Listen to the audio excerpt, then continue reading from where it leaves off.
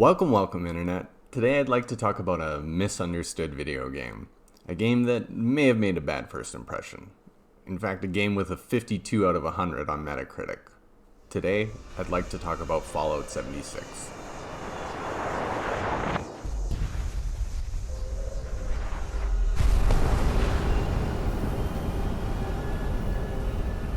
You may remember Fallout 76 had a rough launch. It's really hard to convey how negative the air was around the game at that time. For starters, Fallout had always been a single-player game with moral dilemmas, and Fallout 76 proposed taking that game and making it into a multiplayer survival game. Glitches loomed around every corner. The Super Special Edition of the game came with a cheap nylon bag instead of the sturdy canvas one that was advertised. The Fallout 76 customer service page accidentally leaked a bunch of customer information, but worst of all, Fallout 76 came across as a hollow experience when compared to previous entries in the game. Actually, maybe the customer information stuff is way worse. Anyways, it sounded like a mess, and I wondered if Bethesda would just try and sweep it under the rug. To their credit, they did not, and over the last 3 years or so have crafted Fallout 76 into this sort of pseudo MMO. So what do you do in this game? If you've played Fallout 4, you know the basics of Fallout 76. Bethesda took the framework of Fallout 4 and built a multiplayer game with that skeleton. Things like shooting, modding weapons and armor, questing your way around a large map, collecting resources to craft items, and all the iconography remain intact. Fallout 4 even has a survival mode, which I'm sure helped inform the building of this game. But whereas Fallout 4's survival mode feels tacked on, Fallout 76 is built around it. If you've never played a survival game, I'd say their main conceit is putting the player on a treadmill of constantly gathering resources in order to function in the game. Fallout 76 imposes this mode of play on the player through 4 systems: hunger and thirst, ammo, junk, and stash limitations. Hunger and thirst are represented by 2 meters in the game. Finding food is never a problem. Most creatures you kill will drop some sort of meat, and you can even plant a garden at your camp to have a reliable source of vegetables. Like real life, all fresh food has a shelf life and will eventually spoil, ensuring you are actively investing time in meal prep. Water, on the other hand, is thankfully abundant in West Virginia. Rivers and little lakes dot the countryside and can quench that thirst. Oh, what's that? You don't want radiation in your water? Well, you can always boil water or collect precious purified water. Ammo is always a concern. Early in the game, I never expected to be able to use a particular gun. What weapon I used was determined by whatever ammo I'd managed to find along my travels. Even once you reach endgame, ammo is something always to be mindful of. You just have enough avenues to get it that you can use whatever weapon you want. One of those avenues is crafting your own ammo. You can craft ammo at the start of the game, but you'll be limited by how much junk you got in that trunk. Junk is the all-encompassing word for all the resources you need to not only craft ammo, but to build, repair, and craft all the wonderful things in the world. Over time, or using Google, you will find locations for various resources. Gilman Lumber Mill holds a bunch of wood. Lucky Hole Mine holds nearly 200 lead. You'll never stop collecting junk as you play, but you'll generally accumulate more junk than you're spending. Which brings us to stash limitations. You can only carry so many things. But at train stations around the world, and at your camp, you'll find access to your stash. 1,200 precious units that will fill up before you know it. Early on, it's easy to fill up your stash with ammo you won't use, like missiles and cannonballs. But by the end of the game, you're taking perk cards that reduce weapon weight in order to carry around all your guns with you, all in an attempt to stuff one more rare piece of clothing into your stash. The game encourages collection, but puts such a hard limit on it. If only there was some way to alleviate this pain. Hey kid, I got something you might want. Fallout First is the optional subscription to Fallout 76. It gives you some atoms, the currency for the shop that allows you to buy skins and various other trinkets, access to a survival tent, a tent you can plop down nearly anywhere that gives you access to your stash, and the scrap box. And it's that scrap box that is so precious. See, the scrap box allows you to store unlimited junk in it.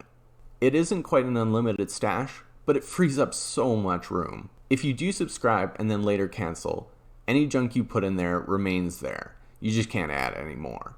I did get a free month of Fallout First through my Game Pass subscription, but otherwise I haven't used it. It's totally possible to play the game without it, though God if I'm not tempted. So all these systems combined means that you're never sitting still, and it sounds like a lot, but what has been striking to me is how manageable it all is. If I'm running low on food, it's because I haven't taken time to cook. If I'm running low on ammo, it's because I'm not taking the time to loot everything to be able to craft my own.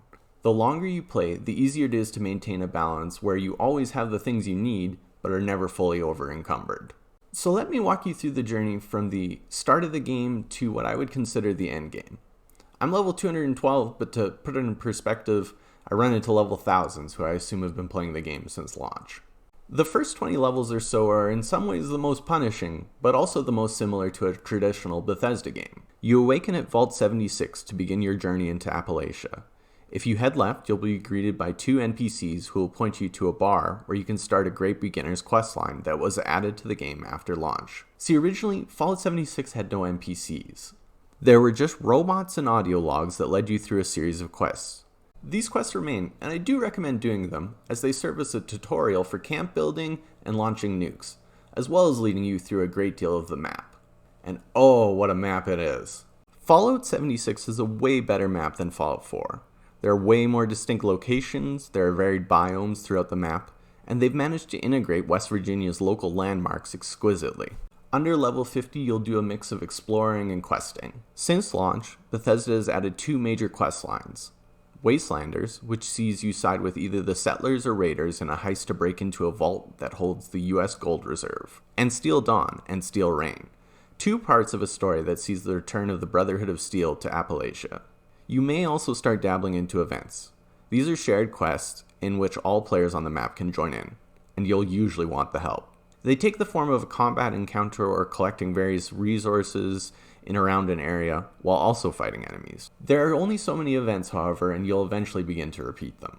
After level 50, the game really opens up and the end game begins. You are strong enough to take on Daily Ops, a repeatable dungeon that changes up location, enemy type, and modifiers every day. One of the best reasons to do Daily Ops is that instead of the usual random loot you get from an enemy, Daily Ops enemies all drop a decent amount of ammo for the gun you murk them with, giving you a reliable source for whatever gun you fancy. You also get access to rare plans if you complete the Daily Op under 8 minutes. You can start crafting a build. Fallout 76 ditches the skill systems found in previous Fallouts in favor of a perk card system mixed with the special attribute system. Each perk card corresponds with a particular attribute, and you can only have as many perk cards as you have points in that attribute. As you level up perk cards to increase their effectiveness, they cost more to equip. Being limited in this way leads to you picking and choosing to find a balance between damage and quality of life perks, like being able to carry 100 bottles of purified water without breaking a sweat. Whatever you choose, your build will be reliant on your gear. Whether it be a particular suit of armor or weapon, a lot of the endgame is pursuit of getting a better piece of equipment. This means farming legendary items, armaments and armor that drop from legendary enemies.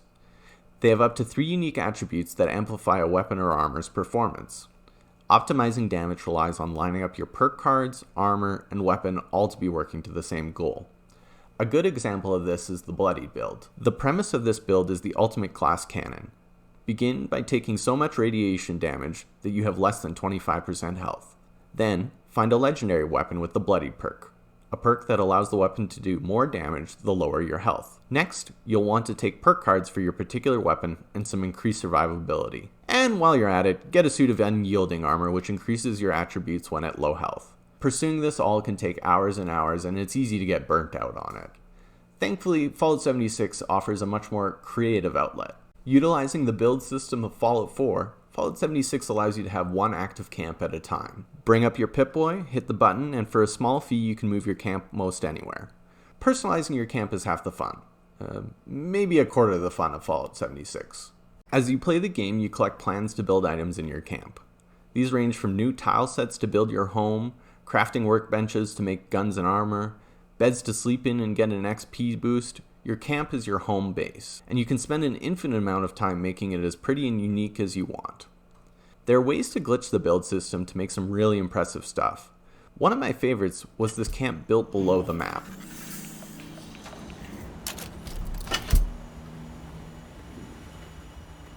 A lot of the coolest camp items are of course locked behind a paywall. Every week, the shop rotates cool furniture, build sets, and neat interactables. Still, there is a lot that is already in the game, and you can craft some pretty cool stuff just by collecting what's out there.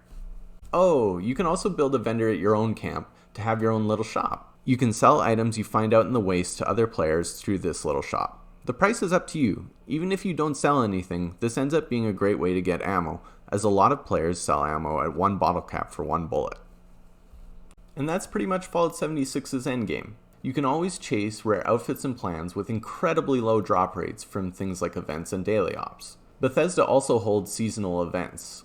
This season, they held an event where evil aliens from beyond visited Appalachia to suck the brainwaves out of people. If all that doesn't seem like a lot to you, then you're not alone. Fallout 76's endgame is definitely a point of conflict for the community, and where the most complaining happens. Which brings me to the community of this game. One of my biggest concerns with Fallout 76 was that other players would come yuck my yum. Games like GTA Online make it incredibly easy to bully other players, and I worried that Fallout 76 would be the same. It's clear early on that Bethesda was gearing up for player versus player conflict being a central tenet of the game, even implementing a 52-player Battle Royale mode called Nuclear Winter within the first year of release. But by and large, the player base rejected PvP content, and Bethesda disabled Nuclear Winter mode in 2021 due to lower player counts. What stands is a community that is very supportive of each other, and I don't think that's a mistake. I think Fallout 76 has enough systems in place that it encourages cooperation among its players. To start with, if someone shoots you, you will receive reduced damage, until you shoot back. This helps alleviate friendly fire incidents. Events give out the same rewards to all who participate, and the more who participate, the better the chance of success. Finishing daily ops under 8 minutes and getting that rare reward pretty much requires at least one other person. By joining a public team, you can gain bonus experience without even interacting with others. But hey, you can fast travel to them, and visiting other players' camps gives you a chance to buy rare items and plans that they've decided to sell. You know, I'd even argue the dreaded stash limit promotes player generosity, as you have to get rid of something, and why not give it to a new player? Fallout 76, in my experience, has been a 24-player co-op game. Tip alert! There are these blue suitcases at every train station throughout the game, and it is common practice to stash any unwanted plans or items into them for other players to find. Most people interact through emotes, but every once in a while, you'll find someone on a mic, and they're usually pretty chill. My experience has been nothing but positive. That said, there are people who make trap camps. These are camps that lure the player in only to kill them through strategically placed traps. This allows them to loot any junk you had on you as you drop a small baggie of all your junk when you die. It's not the end of the world, but it can be really annoying if you are farming resources. Personally though, I've never seen one in my 200 hours of play.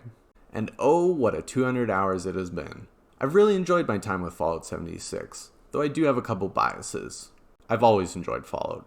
I remember watching my dad play through Fallout 1 and then later playing it myself, so this is a lifelong relationship. 2, I've been playing with a friend. As great as the community is, there's nothing like playing with a well-experienced friend who will show you the ropes and give you an anti-armor flamethrower. But I think Bethesda's really managed to craft something special here. It's a survival game that's manageable and doesn't overburden the player, even if you'll be over-encumbered all the time. The community is helpful and generally wants to work together. The microtransactions aren't too offensive, and a lot of the cool items can be gotten for free, whether that's through plans found out in the wastes or through the scoreboard. And the future looks bright for Fallout 76. Bethesda recently said they have a 5-year roadmap internally for the game, and the upcoming Expeditions expansion looks really exciting. You'll be able to revisit the Pit, a location from Fallout 3 that is outside of Appalachia. So anyways, that's why I think Fallout 76 is a cool video game and worth your time. Thanks. Bye.